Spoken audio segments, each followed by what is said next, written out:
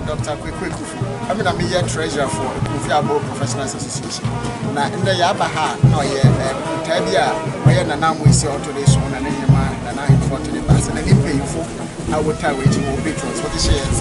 Now, if you see anyone there, you will go about chips company, they are winning their work by year.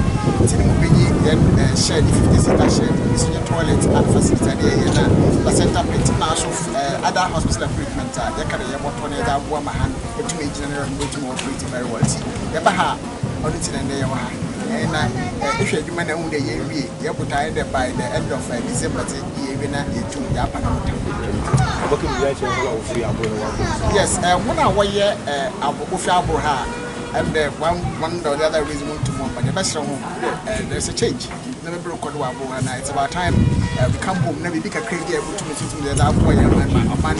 We're to one, someone, Ombra, for is no Yamakaya, who need to reach our man, and I'm with city, and it is the Kakana, another wire, and I'm there. I am coming, which is the Korea, the Buddha, the man, Fika crack, the Babura, the more this and Sana. Yes, I'm there. You will be catch up and all from Ghana Health Directorate from the Ghana Health Service.